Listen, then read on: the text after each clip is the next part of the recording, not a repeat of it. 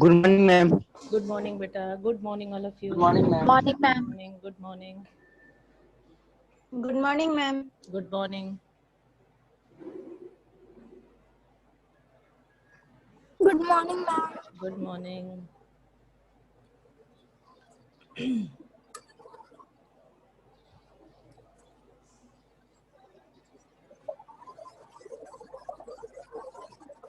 मैं 12 बजे पबजी खेला था वो। कौन 12 बजे पबजी खेला था बेटा? खूब पबजी खेल ले बाबू, खूब खेल ले।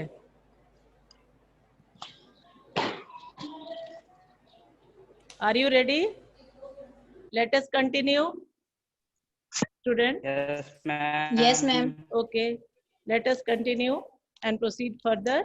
Yesterday we have studied about different type of what?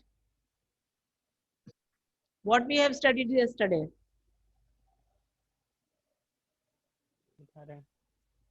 बोलो।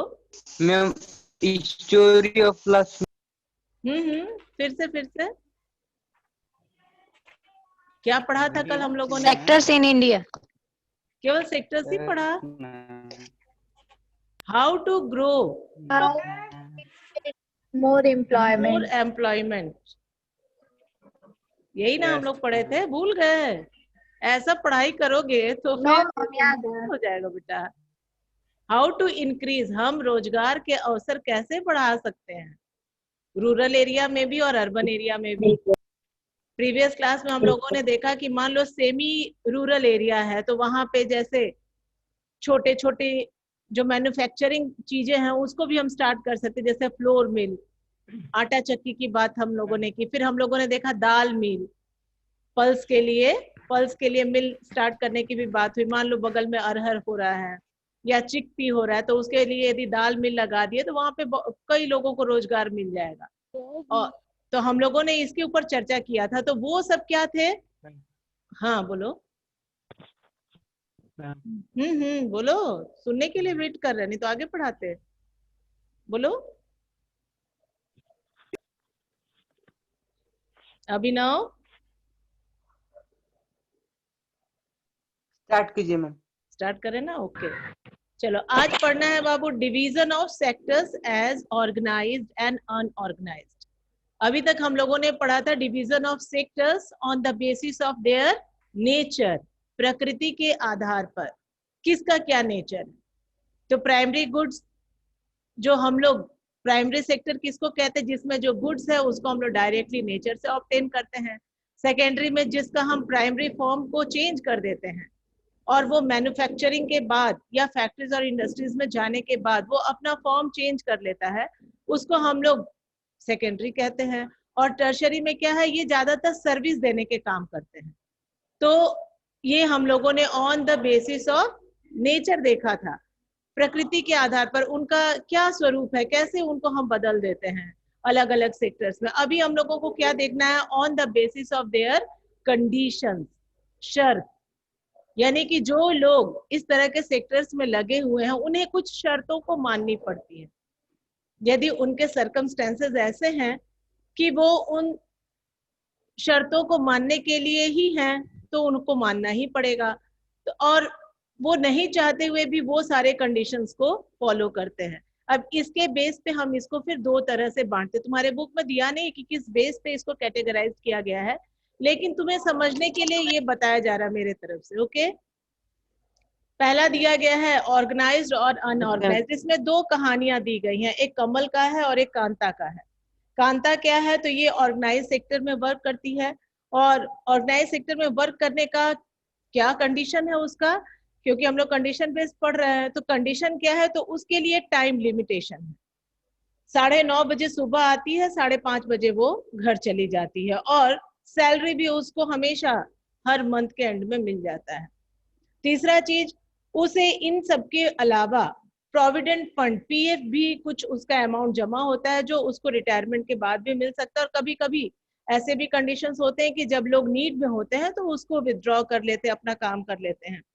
और फिर इसके अलावा उसे मेडिकल फैसिलिटीज भी मिल रही है, और मेडिकल या तो मेडिकल फैसिलिटी यदि अवेलेबल नहीं तो उसके लिए अलाउंस मिल रहा है, और भी कई तरह के अलाउंसेस मिल रहे हैं, और वो संडे के दिन भी ऑफिस नहीं जाती है क्योंकि वो उसका पेड हॉलीडे है। इसके अलावा भी उसके पास बहुत सारी सुविधाएं हैं क्योंकि वो ऑर्गेनाइज सेक्टर में काम करती है। जब उसको अपॉइंट किया गया था तो उसको एक अपॉइंटमेंट लेटर मिला था, जो उस अपॉइंटमेंट लेटर में ये सारे टर्म्स और कंडीशंस को डिक्लेयर करता था कि आप जब नौकरी करेंगी तो आपको ये सारी स्थितियां, ये सारी शर्तें माननी होंगी, यदि आपको मंजूर है तो इसको ज्वाइन कर लीजिए। तो ये सारी चीजें थी क्योंकि वो ऑर्गेनाइज सेक्टर में थी। लेकिन बगल में कमल का भी एक केस स्टडी दिया गया है। कमल के केस स्टडी में क्या दिया गया है कि कमल कांता के ही पड़ोस में रहता है और वो डेली वेज लेबरर है, उसको प्रतिदिन तनख्वाह मिल जाता है, काम करता है। तो क्यों? क्योंकि वो अनऑर्गेनाइज सेक्टर में है। और ऐसा क्यों होता है? क्योंकि किसी दिन यदि वो एब्सेंट होगा तो उसको उस दिन की तनख्वाह नहीं मिलेगी। ध्यान दो यहाँ पर। अब जैसे हम लोगों ने कांता को देखा था कि वो 9:30 बजे सुबह जाती है और 5:30 बजे आ जाती है, लेकिन कमल के साथ ऐसा नहीं है। वो सुबह 7:30 बजे ही चला जाता है और रात के 8 बजे तक, यानी 12 घंटे से भी अधिक समय तक वो काम करता रहता है। और उसको कोई अलाउंसेस भी नहीं है। बीमार भी पड़ गया तो उसका जो एम्प्लॉयर है वो उसको किसी भी तरह का बेनिफिट नहीं देता है। और साथ ही साथ यदि वो संडे के दिन या किसी भी हॉलिडे के दिन नहीं जाता है तो उसको उसका तनख्वाह भी नहीं मिलता है, यानी कि he has no paid holiday. और nor was he given any formal letter. जब उसको अपॉइंटमेंट मिला, जब वो काम करना शुरू किया, तो उसको कांता की तरह कोई फॉर्मल लेटर भी नहीं मिला था, जिसको अपॉइंटमेंट लेटर कहते हैं। कुछ भी नहीं। जब मन किया उसको उसके मालिक ने रख लिया, जब मन किया उसे निकाल दिया, यानी उसके लिए जॉब सिक्योरिटी बिल्कुल भी नहीं है। तो ये सारी चीजें क्या है, यही एक दूसरे को डिफरेंशिएट करती। हाँ बाबू बोलो, बोलो प्रियंका ठाकुर, कुछ पूछना है? मैम जैसे आप पढ़ा रही हैं तो ये ऑर्गेनाइज है। देवस्थली ऑर्गेनाइज्ड है। यहाँ पे बहुत सारे टर्म्स और कंडीशंस हैं, इसको फॉलो किया जाता है। तो देखो, ऑर्गेनाइज सेक्टर और अनऑर्गेनाइज में आपको ये ध्यान देना है कि कई ऑर्गेनाइज्ड तभी मान्यता प्राप्त है बेटा, एफिलिएटेड है ना, एफिलिएटेड स्कूल है ना, एफिलिएटेड टू सीबीएसई तुम लोग देखते हो ना। तो ये सब जो है, जो अनऑर्गेनाइज सेक्टर है वहां पे ये एफिलिएशन उसको नहीं मिला है, इसीलिए वो नियम कानून मानने के लिए बाध्य नहीं। ये सब चीजें हमें कंपेयर करनी, अभी हम लोग पढ़ेंगे ना आगे, तो ये चीजें आ जाएंगी तो तुम्हारे पास क्लियर हो जाएगा। फिर इसके बाद एक और टॉपिक हम लोगों को पढ़ना है, वो ओनरशिप के बेस पे सेक्टर्स का डिवीजन है। वो क्या है? तो वो है प्राइवेट और पब्लिक। तो जैसे अब आप हमें पढ़ाने के लिए पूछ रहे हैं कि हमारा ये जो हम वर्क कर रहे हैं, तो ये वर्क को नहीं है, ये सेक्टर को पूछना है, हम किस सेक्टर में काम कर रहे हैं, या हमारे पड़ोस में जो है वो किस सेक्टर में काम करता है। जैसे कांता और कमल ये दोनों पड़ोसी हैं, वैसे ही तुम्हारे घर में भी कई लोग होंगे, किसी न किसी सेक्टर में जुड़े हुए होंगे, आस पड़ोस में भी लोग होंगे, तो तुम उसको कंपेयर कर सकते हो कि वो ऑर्गेनाइज सेक्टर में काम कर रहे हैं कि अनऑर्गेनाइज सेक्टर में काम कर रहे हैं। जब उसको कंपेयर करोगे तो क्लियर हो जाएगा। यदि किसी भी तरह का डाउट या कंफ्यूजन होता है तो उसको पूछ लेना। ठीक, कोई दिक्कत? आगे बढ़ा जाए, चलो। Yes ma'am. चलो अब तो इस केस स्टडी को नहीं पढ़ाए क्योंकि ये तो हम पढ़ लिए, तुम लोग भी सुन लिए। ठीक, हम लोगों ने पढ़ा ना इसे, अब आगे चलते हैं। ठीक, अब यहाँ इन दोनों केस स्टडीज के बेस पे तुमसे पूछा जा रहा है, do you see the differences in the conditions of work. ये देखो कंडीशन आ गया है, काम की शर्तों में, काम की परिस्थितियां जो इन दोनों की है, क्या उसमें आपने कोई परिवर्तन देखा? बिटवीन कांता एंड कमल, किसके किसके काम के बीच में, कांता और कमल। दिया, दिया यस मैम। म्यूट कर लो बाबू, साउंड आ रही तुम्हारे आसपास से। ठीक है, ओके। सॉरी मैम, हमको नहीं। नहीं, हाँ बाबू, होता है, छूट जाता है कभी कभार, कोई बात नहीं। कृष्णा तुम भी म्यूट करो, कृष्णा म्यूट कर दो बेटा। चलिए, Kanta works in the organise sector. Kanta कहाँ काम करती है? ऑर्गेनाइज सेक्टर में। अब अंडरलाइन करोगे, what are the conditions of organise sector, चाहे what are the features, what are the characteristics, ये सब किसी भी रूप में पूछा जा सकता है। आप अंडरलाइन कीजिएगा कि क्या क्या है इसमें खूबियां जिसकी वजह से हम इसे ऑर्गेनाइज सेक्टर कहते हैं। क्वेश्चन कैसा भी पूछा जाए, कंसेप्ट क्लियर होगा तो आप आंसर लिख सकते हैं। ओके, चलिए। Organise sector cover those enterprises और places of work where the terms of employment are regular. देखो यहाँ एम्प्लॉयमेंट इज रेगुलर, ठीक, ये पहला पॉइंट हो गया। And therefore people have assured work, इसीलिए यहाँ पे लोगों को अपने काम के प्रति भरोसा, मतलब जॉब सिक्योरिटी है। उन्हें डर नहीं है कि कल क्या होगा। यदि वो एक बार अपॉइंटेड हो गए तो जो टर्म्स और कंडीशंस उन्हें अपॉइंटमेंट लेटर में दिए गए हैं उसको फॉलो किया जाएगा और वो लंबे समय तक वहां पर काम कर सकता है। दूसरा चीज है, they are registered by the government and have to follow its rules and regulations which are given in various laws such as the Factory Act, Minimum Wages Act, Payment of Gratuity Act, Shops and Establishment Act, etc. अब देखो यहाँ पे ये क्या चीज दिया गया है, these are registered by the government, ये सरकार के द्वारा पंजीकृत है, रजिस्टर्ड है, क्योंकि इन्हें उन सारी चीजों को मानना है जो रूल्स और रेगुलेशंस सरकार के द्वारा बनाया गया है। यदि वो चलाते हैं अपने फर्म को, अपनी इंडस्ट्री को, और अपने यहाँ यदि लोगों को एम्प्लॉयमेंट देते हैं तो उन सारे एम्प्लॉयज के प्रति भी उनकी कुछ जिम्मेदारी बनती है और उन सारी जिम्मेदारियों को निभाना उनका पहला कर्तव्य है। तभी वो ऑर्गेनाइज सेक्टर में आएंगे, वरना गवर्नमेंट उनसे उनका रजिस्ट्रेशन रद्द करने का भी डिमांड कर सकती है, उन्हें फोर्स कर सकती है और उनका रजिस्ट्रेशन रद्द भी हो सकता है। जैसा तुम लोग सुनते हो ना कि अमुक स्कूल की मान्यता रद्द की जा सकती है, यानी रिकॉग्निशन जो है उसको गवर्नमेंट वापस ले लेती है, कहती है कि रिकॉग्नाइज्ड होने लायक नहीं है, इसके पास वो सारे सिचुएशंस, वो टर्म कंडीशन मनवा के इसे मान्यता दिया वो इसके पास नहीं है, ये उसको फॉलो नहीं कर रहा है, ये झूठ बोल रहा है। तो वैसे ही यहाँ पे जब रजिस्टर्ड वो है गवर्नमेंट के अंडर में, तो गवर्नमेंट के द्वारा दिए गए जो रूल्स एंड रेगुलेशंस है उसे उन्हें फॉलो करना है। जैसे कि उसमें क्या क्या है, तो पहला चीज है फैक्ट्री एक्ट। यदि कारखाने में काम कर रहे हैं मजदूर तो उनके लिए कौन कौन से प्रावधान है, कौन कौन से नियम है जिसे फॉलो करते हुए एम्प्लॉयर एम्प्लॉय से काम लेगा।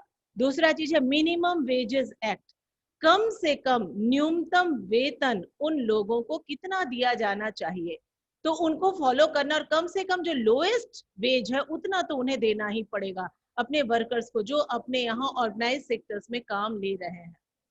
तीसरा चीज है payment of gratuity act, gratuity fund भी होती है, जैसे पीएफ होता है वैसे ग्रेचुटी एक्ट भी होता है, उसको भी फॉलो करके लोगों का ग्रेचुटी फंड भी कटवाया जाता है। Plus shops and establishment act, बहुत सारी दुकानें भी होती हैं वो भी रजिस्टर्ड होती हैं, तो रजिस्टर्ड दुकानों के लिए भी कुछ कानून है कि उन्हें कौन कौन से नियम कानूनों को फॉलो करना है वो, और एस्टेब्लिशमेंट एक्ट के तहत उन्हें क्या क्या फॉलो करना, वो सारी चीजें उन्हें फॉलो करनी पड़ती हैं, तब वो रजिस्टर्ड है और वो ऑर्गेनाइज सेक्टर में आएंगे। It is called organised because it has some formal process and procedures. ये ऑर्गेनाइज्ड इसीलिए कहे जाते हैं क्योंकि इसमें कई सारी औपचारिकताएं हैं और उसमें बहुत सारी प्रक्रियाएं हैं जिसे उन्हें फॉलो करना पड़ता है।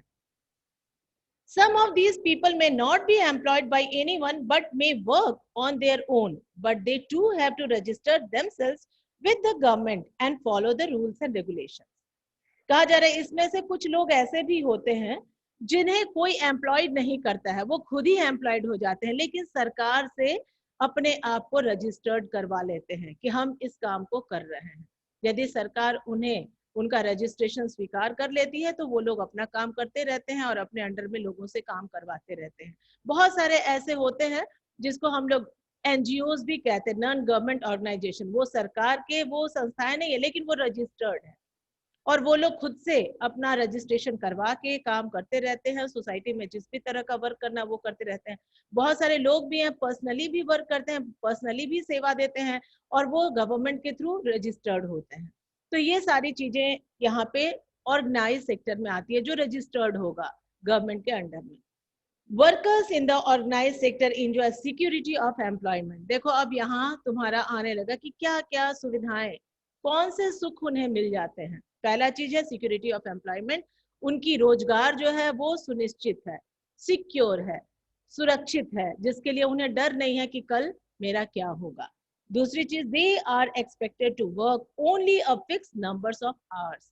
अंडरलाइन करो इसको भी, उनसे केवल इतनी ही आशा की जाती है कि उनका जो समय है समयबद्ध तरीके से अपने समय पे वो रेगुलर काम करें। If they work more, they have to paid overtime by the employer. यदि वो ज्यादा काम करते, कभी कभार ऐसा भी होता है कि काम बहुत ज्यादा बढ़ जाता है तो उनको एक्स्ट्रा काम करना पड़ता है, 1 घंटे 2 घंटे। यदि वो एक्स्ट्रा काम करेंगे तो उनका मालिक उन्हें एक्स्ट्रा काम के लिए फिर वेजेस देगा, एक्स्ट्रा वेज देगा, वो उनके जो पर्टिकुलर सैलरी है उससे अलग हट करके होगा, ओवर टाइम के रूप में। और ओवर टाइम का अमाउंट जानते हो कितना होता है? जो नॉर्मल उनका चार्ज होता है उससे सीधे डबल होता है, क्योंकि वो अपना एक्स्ट्रा प्रीशियस टाइम वहां पर दे रहे हैं। तो ये सारी चीजें जो है वो ऑर्गेनाइज सेक्टर्स में होती हैं। They also get several other benefits from the employers. और यस मैम। हाँ, उनके जो एम्प्लॉयर है उनसे और भी बहुत सारी सुविधाएं उनको मिलती हैं। What are these benefits? और ये सुविधाएं क्या है? बोनस मिलता है। हाँ, बोनस वगैरह भी है, ये सब भी एक्स्ट्रा है फायदे। अनऑर्गेनाइज में ऐसा है ही नहीं ना मैम। नहीं, अनऑर्गेनाइज में नहीं है में भी बेटा, कुछ अनऑर्गेनाइज में ये सारी चीजें नहीं है। और फेस्टिवल्स क्या पे पाते भी हैं वो? मिलता है। देखो, they get paid leave. Paid leave मतलब यदि वो संडे को नहीं गए, यदि किसी दिन उनकी छुट्टी है, या उनके पास कुछ कैजुअल लीव्स होते हैं, सीएल, मान लो कभी उनको जरूरत पड़ गई छुट्टी लेने की, तो यदि वो छुट्टी लेते हैं तो उनके लिए उनका तनख्वाह नहीं कटेगा, उनको छुट्टी मिल जाती है। तो इसको क्या कहते हैं? Paid leave. माने कि काम नहीं किया, छुट्टी लिया, तो भी उनका वेतन उसमें शामिल होगा, उनका वेतन नहीं काटा जाएगा। और ma'am page number page number अभी तुम खोज नहीं पाई हो बाबू, 30-31 निकालो। नेटवर्क खराब था, अब जाके पकड़। अब जाके नेटवर्क आया, ओके कोई बात नहीं। पेज नंबर 31 पे आ गए अभी हम लोग। पेज नंबर 31 देखो, और 30 वाले पेज का मैम जो पैराग्राफ है ना उसको अंडरलाइन कर लो, सब आंसर्स हैं ये सब, बहुत इंपॉर्टेंट। हाँ बोलो बेटा, प्रियंका बोल रही हो? चलो मैम तो ऑर्गेनाइज्ड और बोलो। मैम ऑर्गेनाइज्ड और गवर्नमेंट में कोई डिफरेंस है तो फिर? बिल्कुल है। अब टाटा है, रिलायंस है, ये सब ऑर्गेनाइज्ड सेक्टर्स हैं, लेकिन क्या वो गवर्नमेंट सेक्टर हैं? गवर्नमेंट है वो? सरकार उनको ओन की है, नो रजिस्टर्ड है, वो नो प्राइवेट मैम। है। तो फिर अगला टॉपिक अभी हम लोग पढ़ेंगे ना, तो वो on the basis of ownership है, तो उसमें फिर हम इसको सेक्टर को कैटेगराइज कर देंगे, प्राइवेट और पब्लिक। पब्लिक मतलब गवर्नमेंट उनको ओन करती है, और प्राइवेट मतलब किसी प्राइवेट इंडिविजुअल के द्वारा वो ओन किया जाता है, या ग्रुप ऑफ इंडिविजुअल्स होते हैं। ठीक, समझ आया? ओके मैम गवर्नमेंट सेक्टर में तो फिक्स होता है टर्म, और फिर से रेगुलर होता है, सब टाइम भी फिक्स होता है गवर्नमेंट सेक्टर में। तो गवर्नमेंट सेक्टर है तो मैम इससे ना ऑर्गेनाइज्ड है। ऑर्गेनाइज सेक्टर हाँ बेटा, आवाज कट रही, ठीक से फिर से बोलो। तो मैम गवर्नमेंट सेक्टर को तो ऑर्गेनाइज सेक्टर कह सकते हैं ना? हाँ, तो गवर्नमेंट सेक्टर ऑर्गेनाइज्ड है ही। हाँ ओके। ठीक ठीक, आगे चलो। अब देखो यहाँ दिया गया है, they are suppose to get medical benefits and under the laws the factory manager has to ensure facilities like drinking water and a safe working environment. When they retired, these workers get pension as well.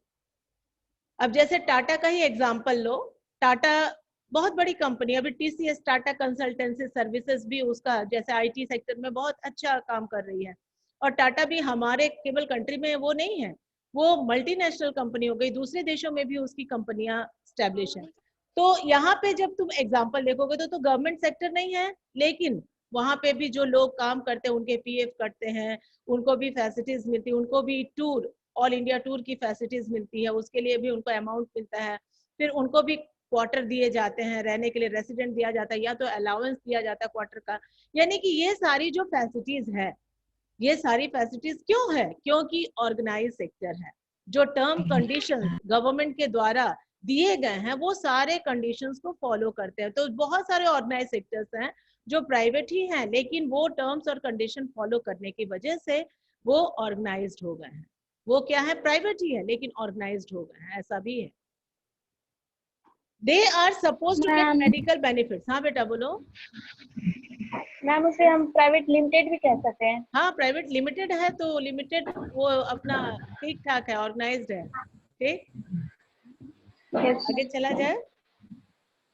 अब देखो, अब कमल का example, ये तो कांता का था कि उसकी क्या क्या खूबियां हैं जिसकी वजह से हम उसको ऑर्गेनाइज्ड कह रहे हैं, कौन कौन सी शर्तें हैं जिसे कांता ने अपने अपॉइंटमेंट लेटर में देखा, पढ़ा और उस जॉब को ज्वाइन किया। अब कमल को देखते हैं, कमल का क्या है।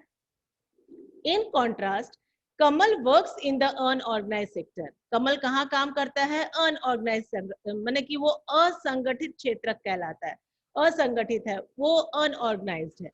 क्या करता है वो, तो अब यहाँ पे देखो उसकी क्या कैरेक्टरिस्टिक है अनऑर्गेनाइज्ड की।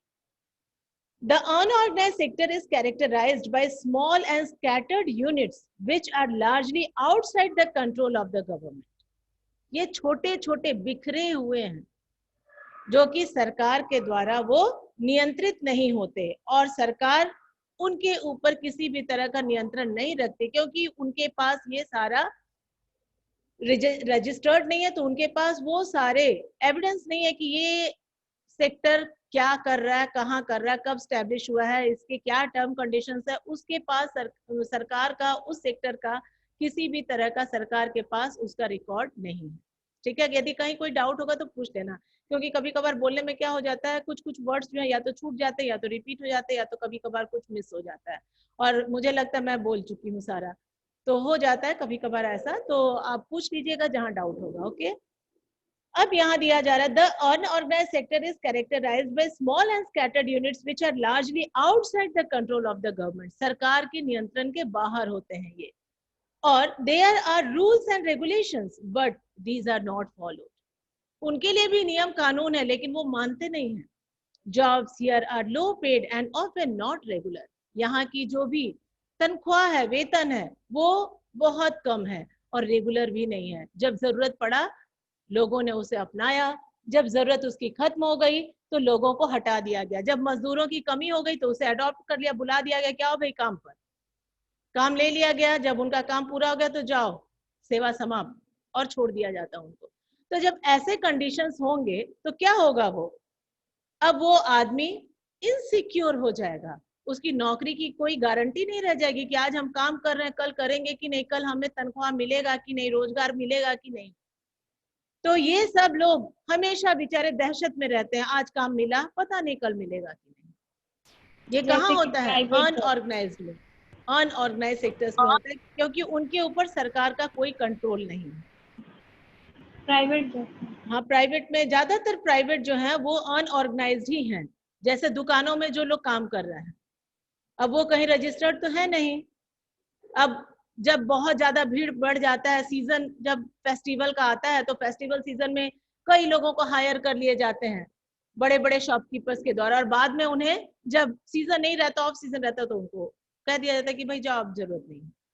वैसे ही खेतों में होता है, खेत में जितने भी लोग काम करते हैं वो सब असंगठित है, अनऑर्गेनाइज्ड सेक्टर है, कोई रजिस्टर्ड है कहीं, कोई खेत पे मजदूरी करवाता है किसी से, तो क्या उसके लिए कोई टाइम टेन्यूर है, तुमको कब आना है कब जाना है, उसके लिए कोई रूल रेगुलेशन है कि मिनिमम वेजेस एक्ट जो है वो हम देंगे कि नहीं देंगे, ऐसा कहीं कोई उनसे लिखवाता है क्या, कुछ भी नहीं। उनका ना पीएफ कटता है, ना उनके लिए किसी भी तरह का मेडिकल फैसिलिटीज है, ना उसके लिए पेड लीव है, ये सब क्या है, अनऑर्गेनाइज्ड सेक्टर में आते हैं। और ज्यादातर हमारे देश में जो लोग काम करते हैं वो अनऑर्गेनाइज्ड सेक्टर में ही हैं, इसीलिए दयनीय स्थिति हो जाती है। लोगों को जो सुविधाएं मिलनी चाहिए काम के दौरान, काम करने के दौरान एम्प्लॉयर को जो सुविधा देनी चाहिए वो नहीं देता है, क्योंकि वो रजिस्टर्ड नहीं है, कोई रिकॉर्ड उसके पास मेंटेन नहीं, कल किसको रखा कल किसको निकाला, कुछ भी नहीं। इसीलिए वहां पे जो लोग काम करते हैं वो इनसिक्योरिटी फील करते हैं, उन्हें लगता है कि हमारी नौकरी जो है वो खतरे में, पता नहीं आज हम हैं कल हमें काम मिलेगा कि नहीं मिलेगा। there is no provision for overtime, और overtime के लिए तो कोई जगह नहीं। ज्यादा काम करना है तो रुक जाओ, आज तुम्हें 8 बजे जाना है, ठीक, बेचारा काम कर रहा है, 8 बजे तक काम किया, उसके बाद घर गया, घर वाले पूछे भाई आप तो 6 बजे आते हैं, 8 बज गया, क्या करे, मालिक रोक दिए, काम बहुत ज्यादा था, लेकिन उसके लिए कोई ओवर टाइम की व्यवस्था नहीं होती। पेड लीव, उसके लिए हॉलीडे उसको वेजेस नहीं मिलता है। नहीं, उसके वेजेस भी कम होते हैं, रेगुलर वेजेस भी नहीं है, कभी मिला कभी नहीं मिला, कभी आधा ही तनख्वाह मिल गया, ऐसा भी हो जाता है। तो वही चीज यहाँ दिया गया है कि पेड लीव भी उनके लिए नहीं है, हॉलीडेज भी नहीं है, leave during to sickness etcetera कुछ भी नहीं उनके लिए। बीमार भी पड़ गए तो कोई, वो मालिक के ऊपर डिपेंड करता है, दयावान है कि निर्दयी है। दया है तो जाके इलाज भी करवा सकता है। अब यहाँ उसके लिए कोई बाउंडेशन नहीं है कि you have to do this, no, nothing, neither he is registered nor he is bound to do anything. कहीं कोई उसके लिए हार्ड एंड फास्ट नहीं है, इसीलिए वो उसकी मर्जी के ऊपर है कि वो क्या कर रहा है, कैसे रख रहा है अपने लोगों को, अपने मजदूरों को, कौन सी सुविधाएं दे रहा है, कौन सी सुविधाएं नहीं दे रहा है। तो इसीलिए यहाँ पे क्या है, employment is not secure. These are the points of unorganized sector. Students underline these lines. These are very important. People can be asked to leave without any reason. लोगों को अकारण, बिना कारण के नौकरी से बर्खास्त भी कर दिया जा सकता है, निकाल दिया जाता है। When there is less work, जब वहां कम काम होते हैं।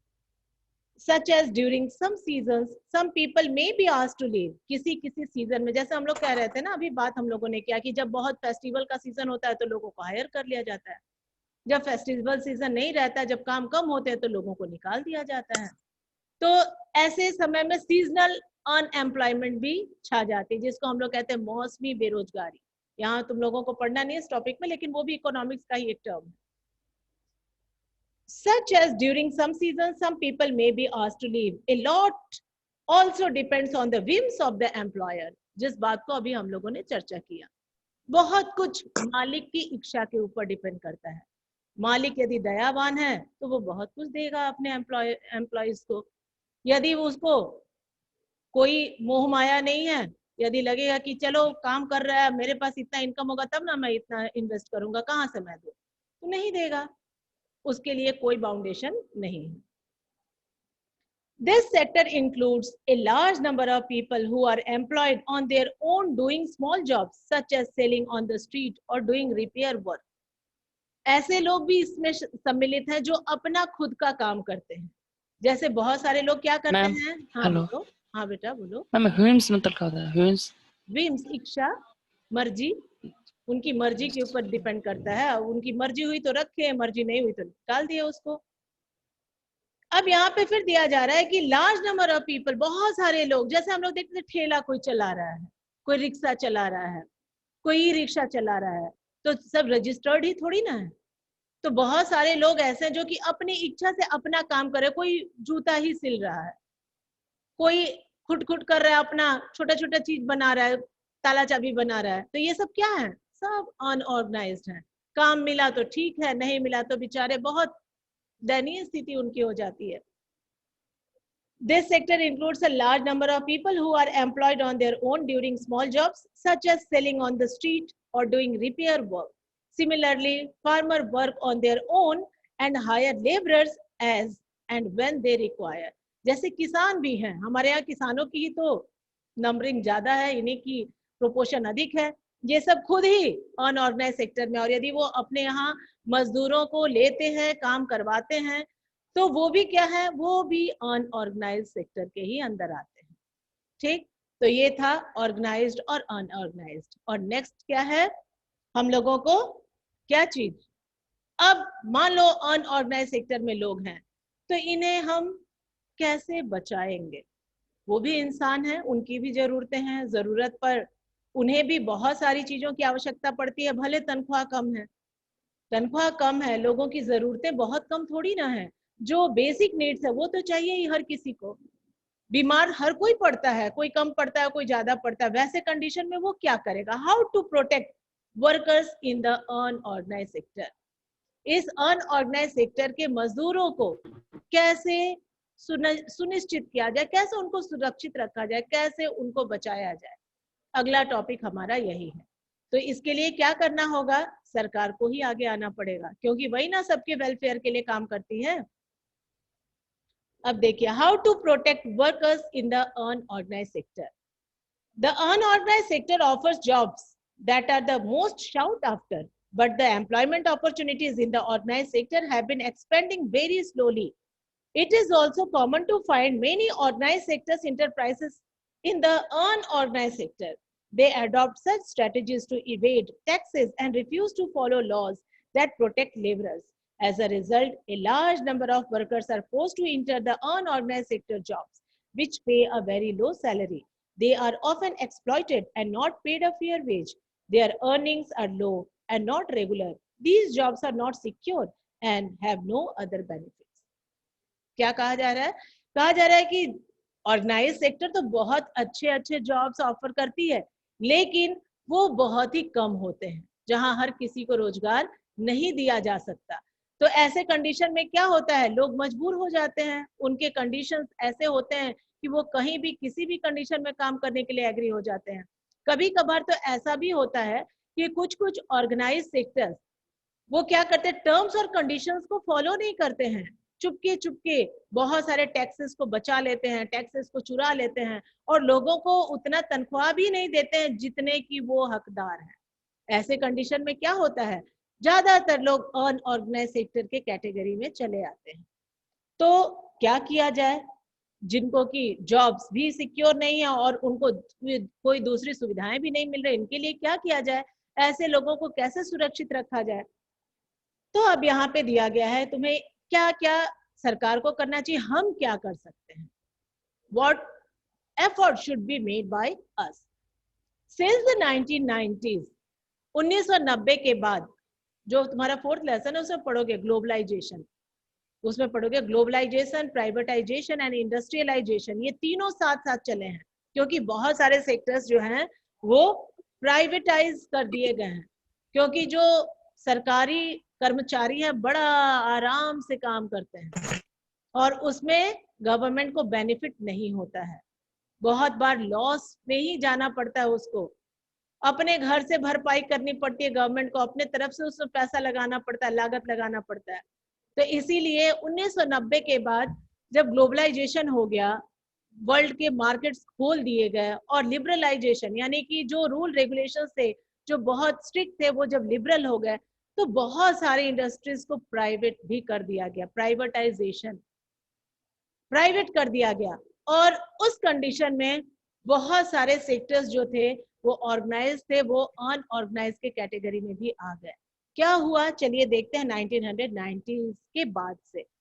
Since the 1990s, it is also common to see a large number of workers losing their jobs in the organized sector.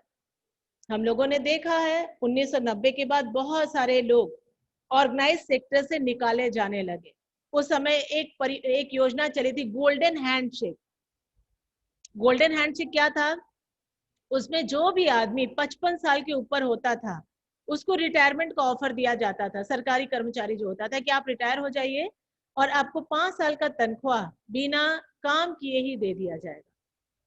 और बहुत सारे लोगों को नौकरियों से निकाल दिया गया। तो ऐसे कंडीशन में क्या हुआ, हाँ उनको तनख्वाह दे दिया गया, लोग बल्क में पैसा पाते थे, अपना अपना कोई साइड बिजनेस या कुछ काम करने लगे, लेकिन जो उनके लिए अलाउंसेस थे वो 5 साल के बच गया गवर्नमेंट की।